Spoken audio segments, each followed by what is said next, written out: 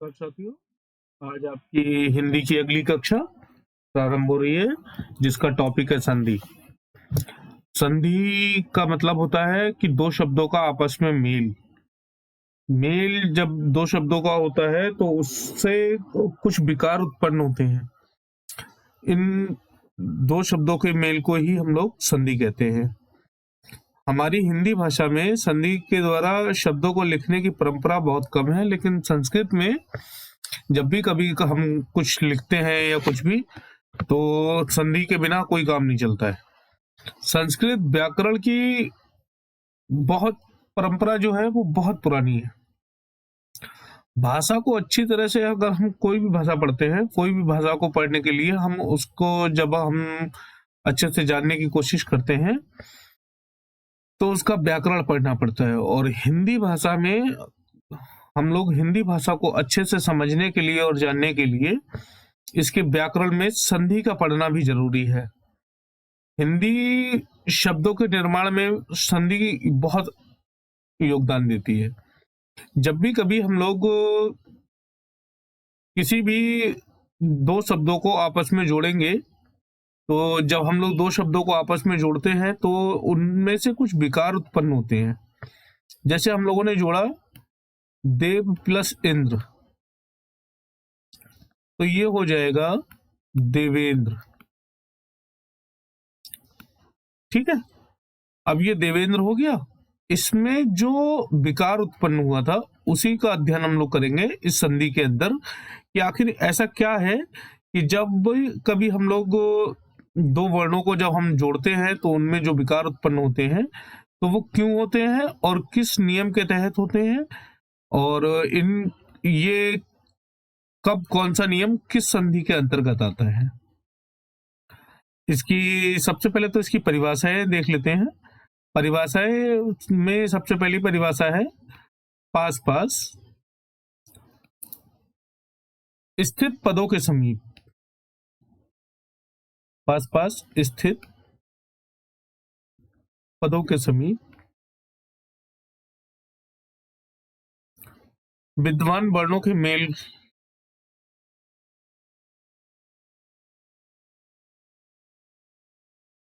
विद्यमान वर्णों के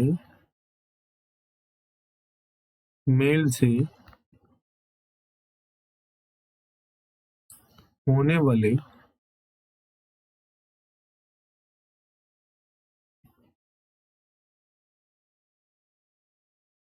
परिवर्तन या विकार कह लीजिए तो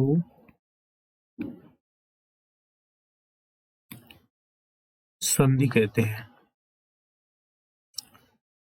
ठीक है, आसपास स्थित पदों के समीप विद्यमान वर्णों के मेल से। वर्णों के मेल से मतलब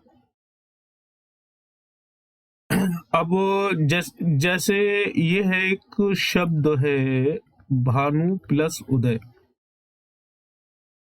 इसका हो जाता है भानुदय।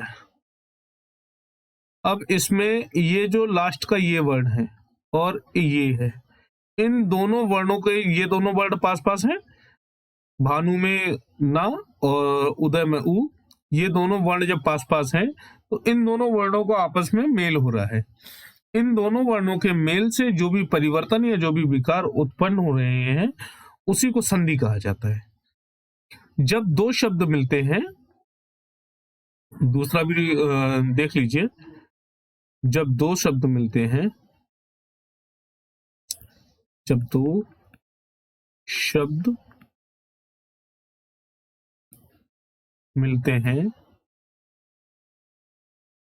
तो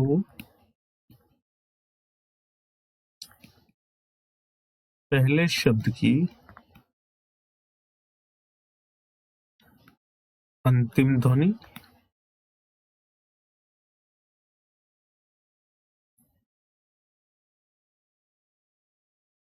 और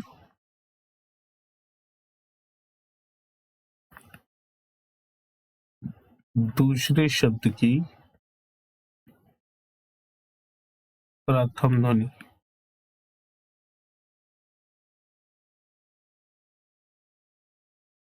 आपस में मिलकर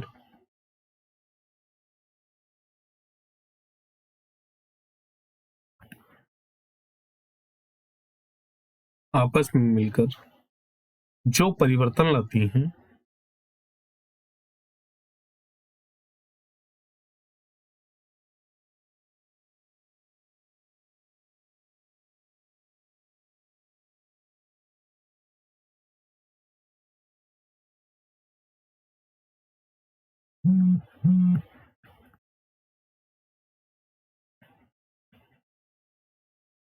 आपस में मिलकर जो परिवर्तन लाती हैं उसे संधि कहते हैं।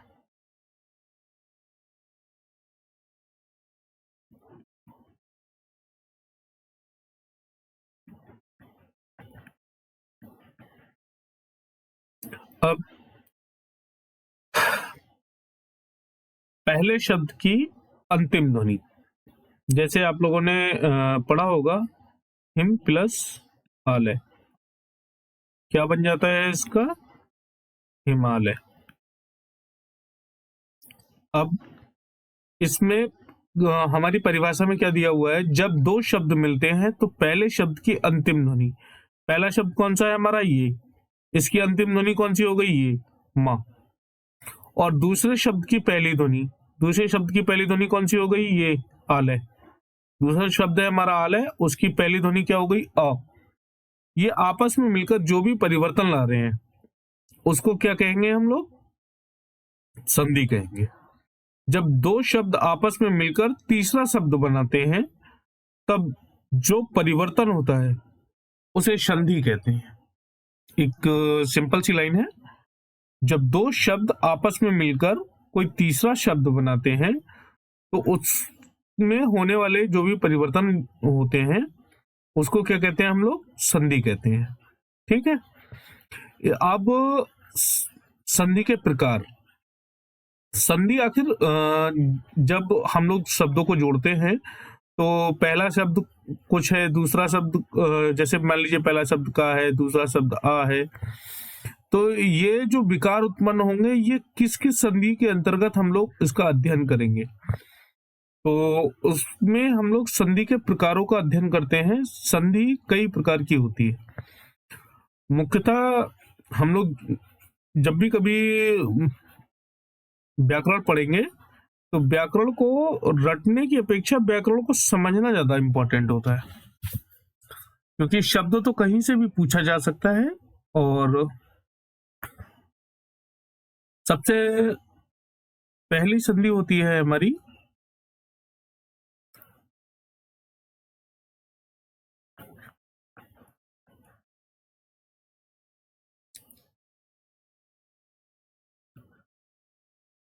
संधि।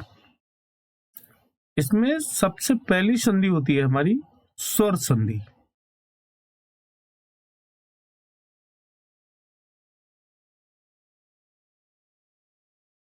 दूसरी होती है व्यंजन संधि।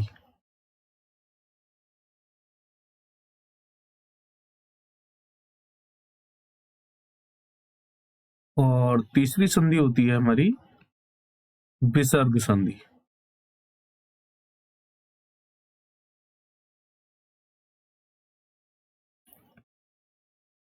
अब जैसा कि हम लोगों को नाम से स्पष्ट हो रहा है, स्वर संधि, व्यंजन संधि या विसर्ग संधि।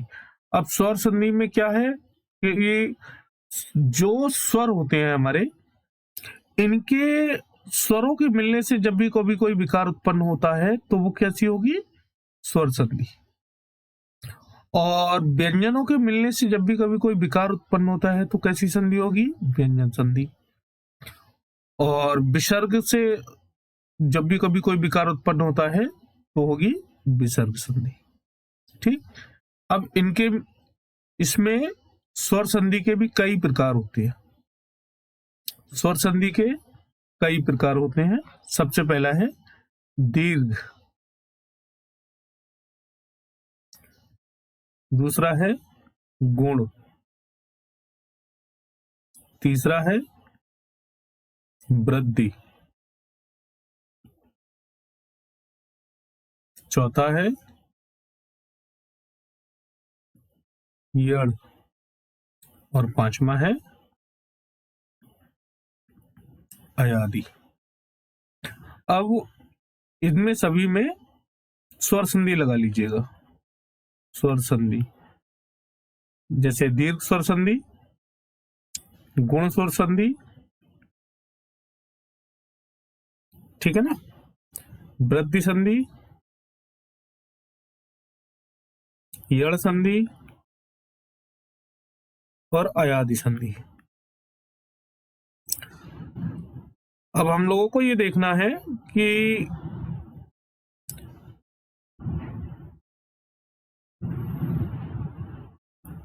संधि के प्रकार क्या हो गए।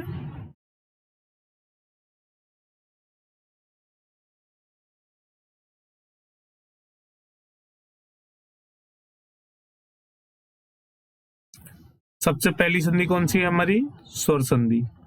स्वर संधि के बाद में स्वर संधि के कितने भेद हैं, 5। स्वर संधि कितने प्रकार की होती है, 5 प्रकार की। दीर्घ संधि, गुण संधि, वृद्धि संधि, यण संधि और अयादि संधि। उसके बाद में हमारी कौन सी संधि आती है, व्यंजन संधि। और सबसे लास्ट में हमारी कौन सी संधि आती है, विसर्ग संधि। अब हम लोग को हेडिंग डालते हैं।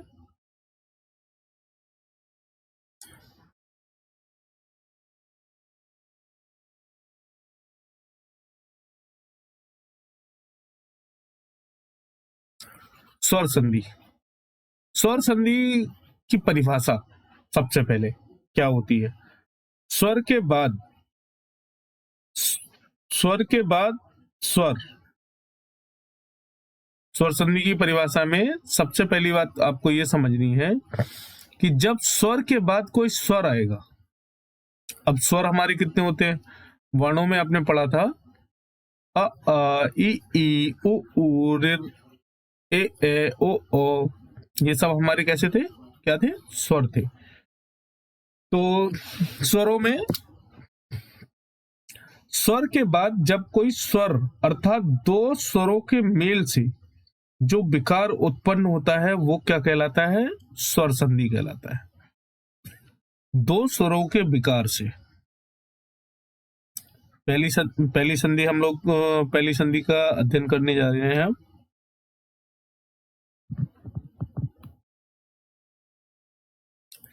पहली संधि हमारी कौन सी है, स्वर संधि। स्वर संधि की परिभाषा क्या है, जब 2 स्वरों के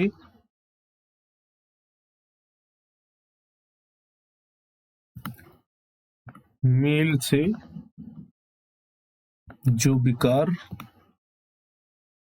कह लीजिए या परिवर्तन कह लीजिए होता है,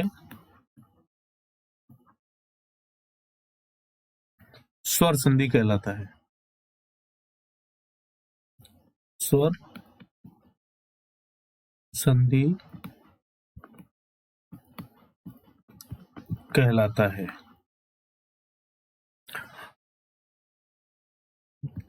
इसका एग्जांपल ले लेते हैं हम लोग।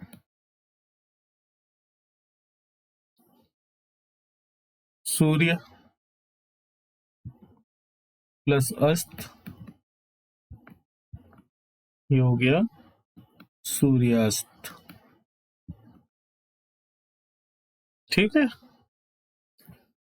महा प्लस आत्मा, महा प्लस आत्मा क्या हो गया, महात्मा, ठीक। अब ये तो हो गया स्वर संधि की परिभाषा कि जब 2 स्वरों के मेल से जो विकार उत्पन्न होता है तो वो क्या कहलाता है, स्वर संधि कहलाता है। अब जैसा कि अभी अपने लोगों ने टाइप्स में पढ़ा था, इसमें अब आएगी दीर्घ संधि। क्या आएगी, दीर्घ संधि। दीर्घ संधि में क्या होता है, हमें इन 5 में जो स्वर संधि के जितने भी 5 भेद हैं या 5 प्रकार हैं, इसमें हम लोगों को संधि का ही अध्ययन करना है और स्वरों के मेल से ही करना है। लेकिन इनमें सभी में थोड़ा थोड़ा सा अंतर है। हर्ष या दीर्घ, हर्ष या दीर्घ,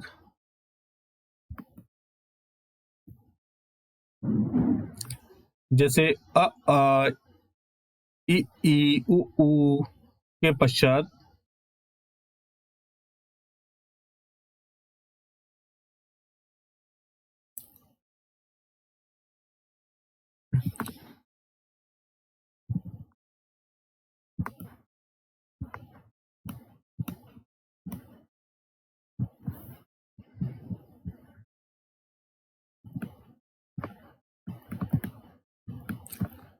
हर्ष या दीर्घ,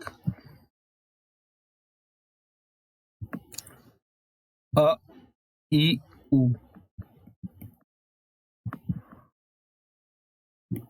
स्वर आए तो दोनों को मिलाकर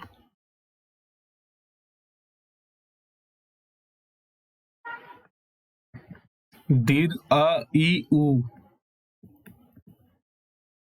दीर्घ आ ई उ हो जाते हैं।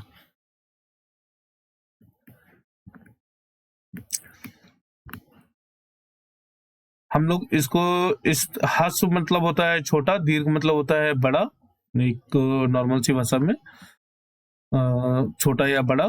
जैसे हम लोगों ने बचपन में पढ़ा हुआ था कि छोटा बड़ा छोटी बड़ी, इस तरह से अ आ इ ई उ के पश्चात जब भी कभी कोई समान स्वर आता है तो दोनों को मिला करके दीर्घ यानी कि बड़ा आ ई और उ हो जाते हैं।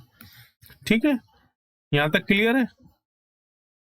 अब इसमें हम आगे आप लोगों को बताएंगे कि किस वर्ण के बाद में क्या आता है और किस वर्ण के बारे में क्या आएगा, बाद में क्या आएगा, तो उससे मिलकर के क्या क्या होगा।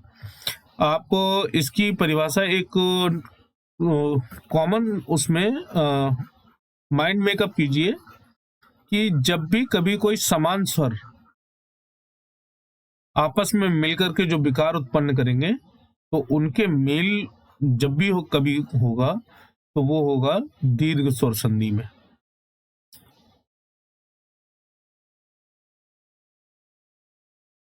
पहला ऑप्शन था हमारा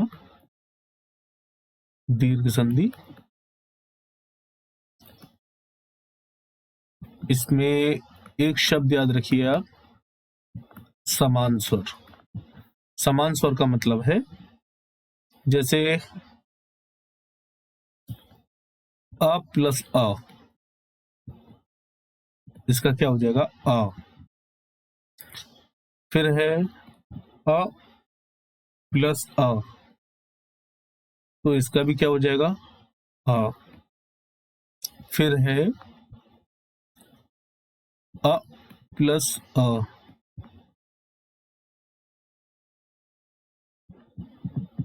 मिस्टेक हो गई है।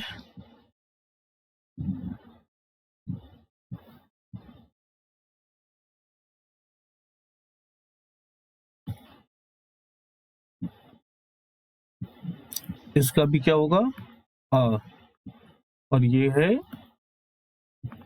प्रत्येक उसके चार वो हैं, इसका भी हो जाएगा अ।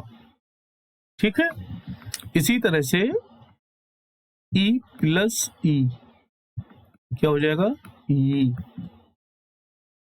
ई प्लस ई, इसका भी क्या हो जाएगा ई। ई प्लस ई, इसका क्या हो जाएगा ई। और ई प्लस ई, इसका क्या होगा ई। ठीक है, इसी तरह से उ प्लस उ, इसका क्या हो जाएगा उ।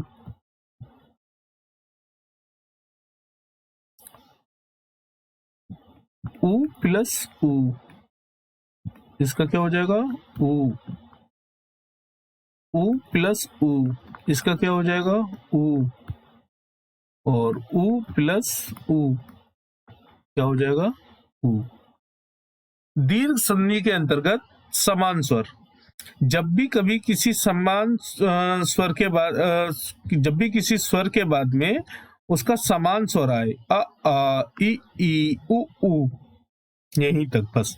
इसके आगे के स्वरों का अभी इसमें अध्ययन नहीं करना है। इसमें अध्ययन करना है केवल अ आ इ ई और उ ऊ का। जब कभी आ के बाद में आ आए, या ई के बाद में ई आए, या ऊ के बाद में ऊ आए, आप निश्चिंत होकर के आप दीर्घ संधि का ऑप्शन टिक कर सकते हैं। अब संधि को हम लोग पहचानेंगे कैसे कि किस उसमें कोई, जब एग्जाम में हम लोगों को कोई शब्द दिया हुआ होता है तो उसमें हम लोगों से पूछा जाता है कि या तो इसको जोड़िए, और अगर वो जुड़वाएंगे नहीं तो फिर उसका संधि विच्छेद करवाएंगे, और संधि विच्छेद करवा करके वो ये हमसे पूछेंगे कि इसमें कौन सी संधि है। तो कौन सी संधि है के लिए सबसे अच्छा ऑप्शन होता है उसका संधि का विच्छेद करना। संधि का जब हम लोग विच्छेद करते हैं तब हम लोगों को पता चलता है कि जैसे है ये है स्वार्थी। एक शब्द मान लीजिए उन्होंने दे दिया स्वार्थी। अब स्वार्थी में पूछ लिया कि कौन सी संधि है, 4 ऑप्शन दे दिए उसके नीचे। सबसे पहले आप लोग इसका क्या कीजिए, इसका विच्छेद कर लीजिए। स्व प्लस अर्थी। अब स्वार्थी, अब ये क्या टूट रहा है, अ प्लस अ, है ना, अ प्लस अ। इसमें अ का उच्चारण है और यहां पर भी अ का उच्चारण है, तो ये कैसा हो गया, दीर्घ संधि। एक इसी तरह से हम लोग पढ़ते हैं वीरांगना। वीरांगना, वीरांगना में हो जाता है वीर प्लस आंगना, है ना। तो वीरांगना, इसमें है आ प्लस आ, क्या बनाया इन्होंने, कैपिटल आ, बड़ा आ, ठीक है। वीरांगना, यहां पर देखिए बड़ा की मात्रा शो हो रही है और बड़े आ का उच्चारण भी होगा। सबसे जरूरी है आप लोगों को इसमें उच्चारण का देखना, जैसे वीर प्लस आंगना, वीरांगना, ठीक है। तो पहला क्लियर है, अ प्लस अ क्या हो जाएगा, दीर्घ आ। उसके बाद में दूसरा आता है हम लोगों का अ प्लस अ बराबर आ। इसका उदाहरण है जैसे देव प्लस आलय बराबर देवालय। देवालय मतलब भगवान का घर, देवालय। देव प्लस आलय यानी कि अ प्लस आ। जब कहीं पर अगर हम लोगों को दे दिया गया कि परीक्षा में क्वेश्चन पूछ लिया गया कि निम्नलिखित ऑप्शन में से बताइए कि देवालय में कौन सी संधि है, तो अगर आप लोगों को देवालय इस तरह से समझ में नहीं आ रहा हो कि देवालय में कौन सी संधि है, तो आप उसका संधि विच्छेद कर लीजिए सबसे पहले। जब आप उसका संधि विच्छेद करेंगे देव प्लस आलय, तो आपको ये कंफर्म हो जाएगा कि इसमें अ प्लस आ है। आपका ऑप्शन 101% बिल्कुल सही जाएगा। यदि हम लोग वैसे इसको रटेंगे, बहुत सारे शब्द हैं, इतने शब्दों को रट पाना संभव नहीं है, लेकिन इतने शब्दों में से इनका विच्छेद कर पाना और इसके सूत्रों को समझ पाना ये संभव है। तो आप लोग इनके सूत्रों को समझने पर गौर कीजिए। जैसे अब आता है हमारा अगला, इसका सूत्र था अ प्लस अ। हम लोग एक शब्द पढ़ते हैं परीक्षा, और इसी शब्द में जब हम लोग अर्थी को जोड़ देते हैं तो हो जाता है परीक्षार्थी।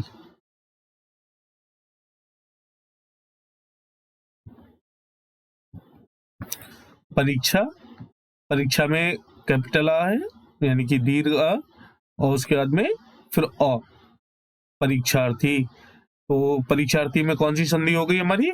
दीर्घ संधि। इसी तरह से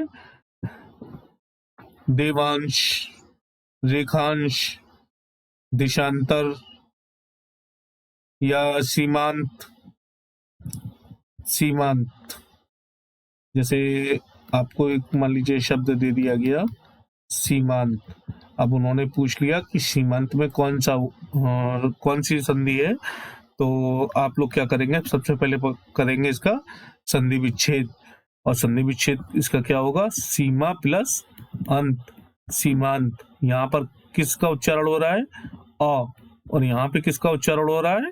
अ। तो ये दोनों मिलकर क्या बना देंगे हमारा? अ, है ना? तो इस तरह से आप लोग मोर देन प्रैक्टिस, शब्दों को संधि पढ़ने के बाद में, संधि पढ़ने के बाद में आप अपने मन में कोई भी शब्द सोचिए, सोचने के बाद में उसका विच्छेद कीजिए, विच्छेद करने के बाद में आप अपने फॉर्मूले में फिट करके देखिए कि आपका ये कौन सा शब्द किस संधि के अंतर्गत आ रहा है। जितने ज्यादा से ज्यादा शब्दों का आप लोग संधि विच्छेद करके और अपने फॉर्मूले में फिट करके देख सकें, उतना ही आप लोगों की प्रैक्टिस और अच्छी होती चली जाएगी। इसका चौथा फॉर्मूला था हमारा दीर्घ आ प्लस दीर्घ आ। क्या बनाएंगे? सॉरी, दीर्घ आ।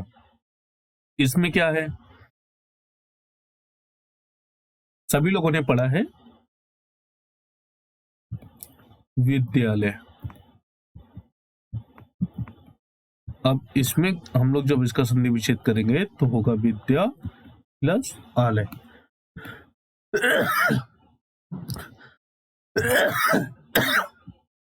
अब इसमें क्या है? अ प्लस अ, क्या बना दिया इन्होंने? आ, विद्यालय। ऐसे ही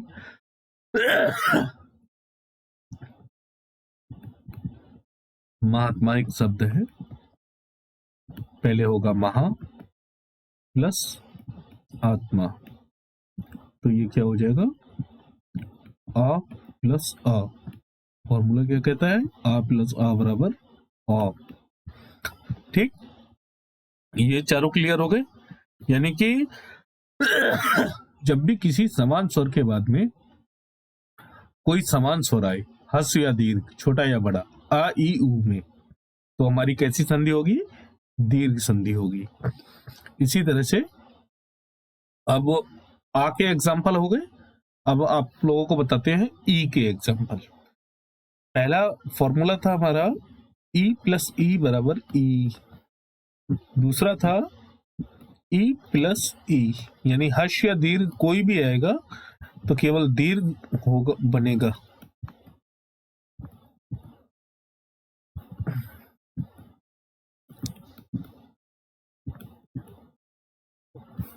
ठीक है, अब जैसे रविंद्र शब्द है हमारा, रविंद्र।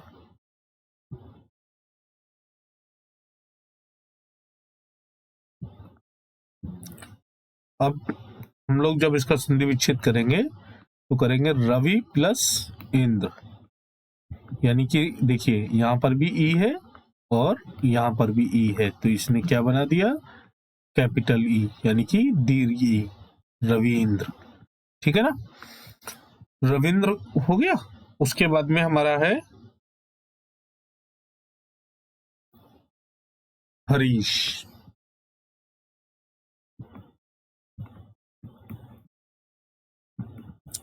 हरीश में क्या होगा? हरि प्लस ईश। हरि में कौन सी ई है? हर्ष ई, और ईश में ये क्या बनाया? दीर्घ ई, तो ये हो गया हरीश। ठीक है। इसी तरह से अगला है हमारा म- महींद्र,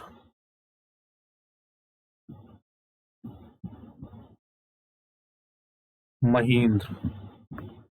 महींद्र का जब हम लोग संधि विच्छेद करेंगे तो करेंगे मही प्लस इंद्र।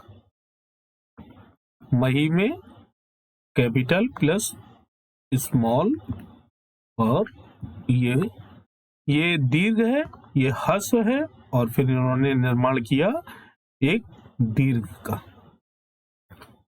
इसी तरह से कई लोगों ने ये नाम सुना होगा, जैसे रजनीश है,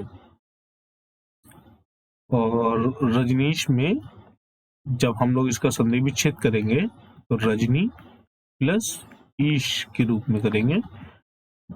रजनी में दीर्घ ई, ईश में दीर्घ ई, निर्माण किया दीर्घ ई का। ठीक है, यहां तक क्लियर है? जब भी किसी हर्ष या दीर्घ के रूप में आता है कोई समान स्वर, अ ई उ, ये तीन स्वरों पे बात हो रही है अभी। अ, ई और उ, बस केवल तीन स्वर। इनके बाद में जब भी कभी कोई समान स्वर आएगा, यानी कि आ के बाद में आ आए, या ई के बाद में ई आए, या उ के बाद में उ आए, तो हमारा कैसे संधि, कौन सी संधि होगी? दीर्घ संधि। और इसकी पहचान के लिए हम लोगों को क्या करना होगा? सबसे अच्छा एग्जाम्पल या सबसे अच्छी चीज होती है कि हम लोग सबसे पहले उसका संधि विच्छेद करेंगे। संधि विच्छेद करने के बाद में उसमें अपना फॉर्मूला लगा के देखेंगे कि हमारा कौन सा फॉर्मूला उसमें लग रहा है। उसके बाद में हम लोग उसी के आधार पर अपना ऑप्शन टिक करेंगे।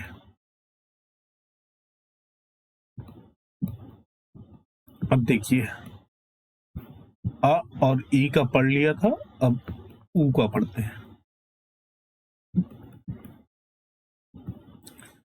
यहाँ पे प्लस है, देखिए इनमें भी सभी के सामने उनका समान वर्ण ही आ रहा है ना? ये एग्जांपल आप लोगों को पहले भी दे चुका हूं मैं। भानु प्लस उदय, क्या हो गया? भानुदय।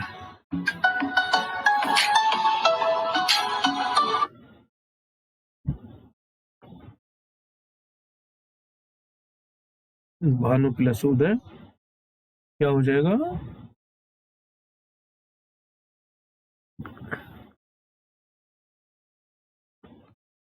भानुदय। ऊ के बाद में ऊ, उसके बाद में है लघुर्मी।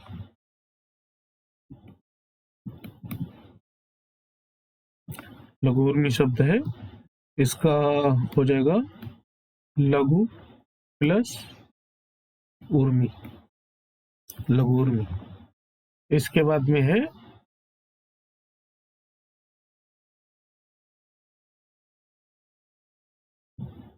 बदूपकार।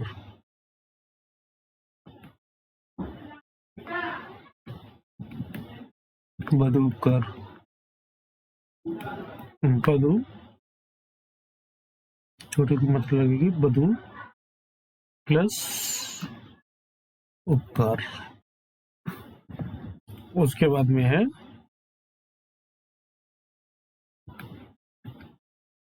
भूष्म।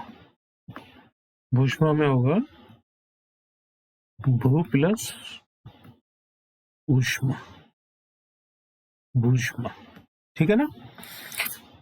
तो स्वर संधि का क्या है? जब भी कभी किसी स्वर के बाद में कोई स्वर आता है तो कैसी संधि होती है? स्वर संधि।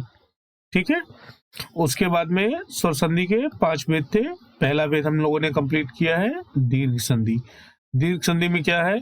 अ ई उ के बाद में जब भी कोई समान वर्ण आए, अ ई उ के बाद में जब भी कभी कोई समान स्वर आए तो किस तरह की संधि होती है? वो हमारी दीर्घ संधि। ठीक है, दीर्घ संधि को किसी भी संधि को सबसे अच्छा पहचानने का उदाहरण किस तरह से हम लोग पहचानेंगे कि जब हम उसको एग्जाम्पल करेंगे, उसका विच्छेद करेंगे, उसको अपने फॉर्मूले में रख के देखेंगे, और उसके बाद में अब दूसरे नंबर पे आ रही है हमारी गुण संधि। गुण संधि का क्या है? जब भी कभी अ या आ के बाद, जब भी कभी अ या आ के बाद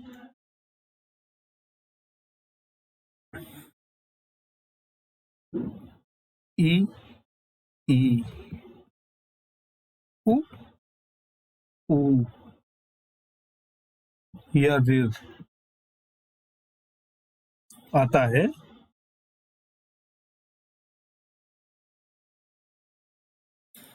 तो इनके मिलने से क्या बनते हैं शब्द, वो देख लो आप लोग।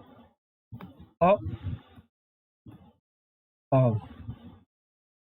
इनके बाद में ई आई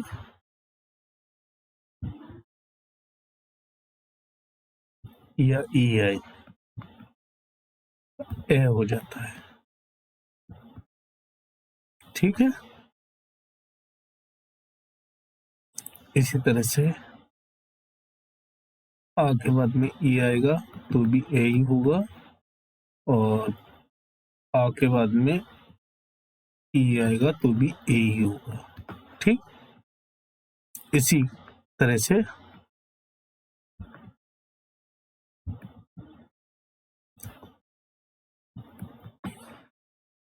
आ के बाद में जब भी कभी ऊ आता है तो ओ हो जाता है, या कैपिटल ऊ आता है तो, या दीर्घ ऊ आता है तो भी ओ हो जाता है।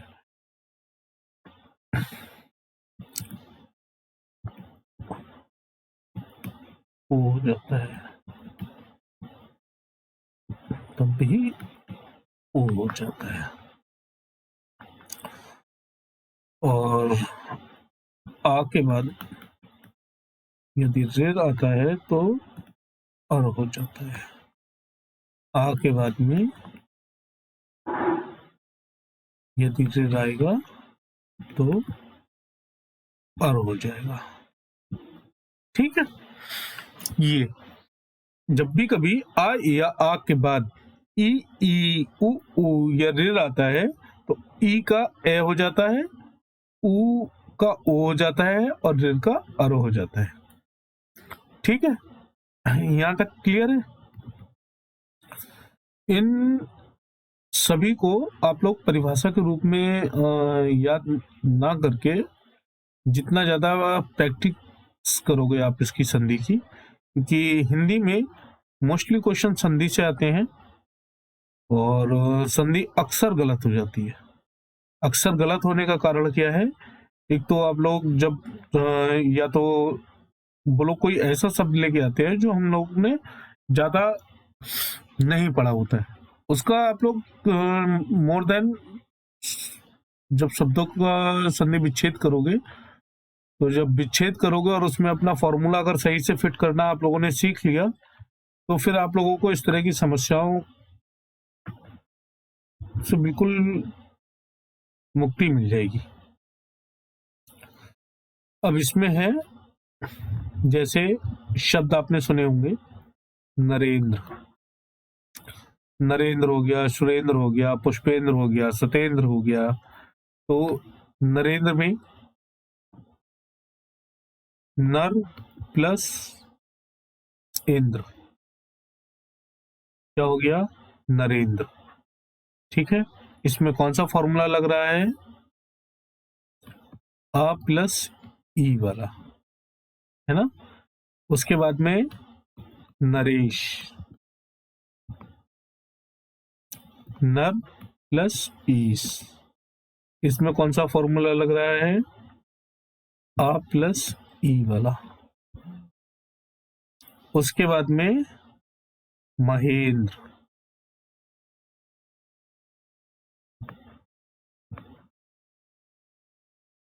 महा प्लस इंद्र। इसमें कौन सा फॉर्मूला लग रहा है? आ प्लस ई।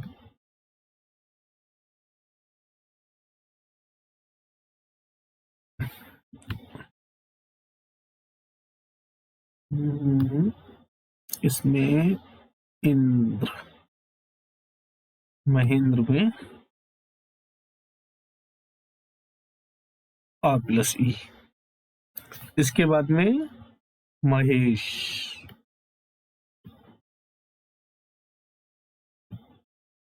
महा प्लस ईश। ठीक है, ये हो गया। अब आता है आपका नेक्स्ट।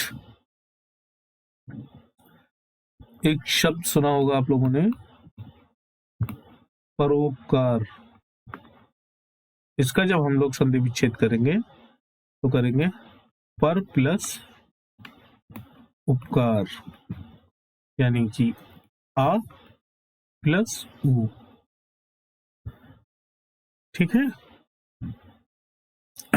उसके बाद में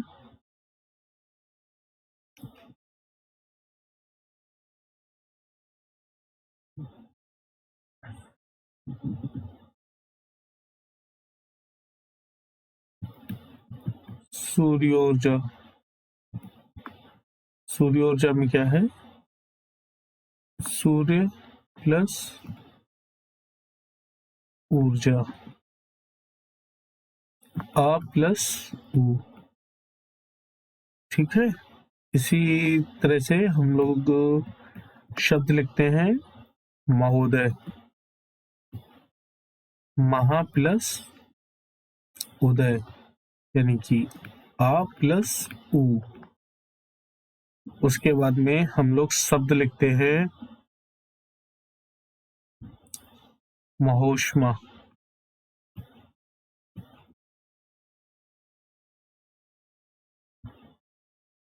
महोष्मा में क्या है? महा प्लस उष्मा। अब महा में आ, महा में क्या है? आ प्लस उ, महोष्मा। ठीक है, इसी तरह से आप लोग इसकी प्रैक्टिस कीजिएगा और जितना ज्यादा से ज्यादा हो सके इन सूत्रों को आप लोग अच्छे से कंठस्थ कर लीजिए।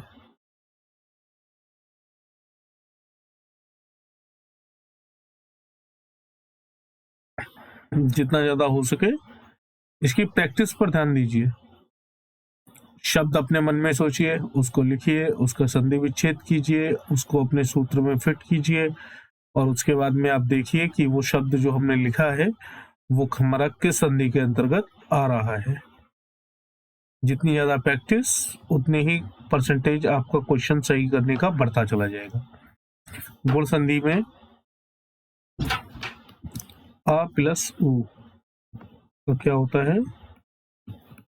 ओ, है ना। और इसी तरह से ये तो हम लोग पढ़ चुके हैं। अब आ प्लस ज़ेर का पढ़ रहे हैं, क्या होता है? अर। और आ प्लस ज़ेर,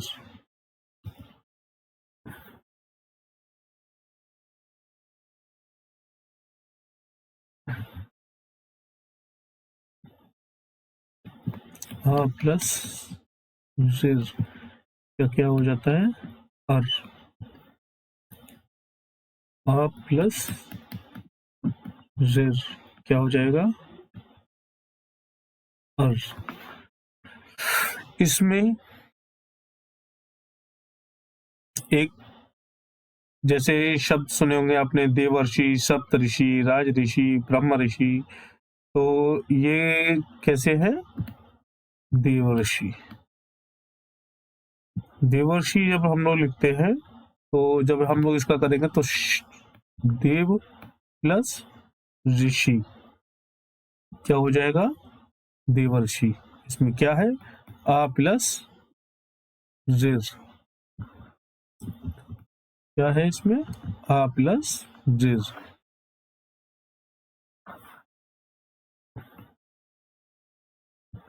है ना।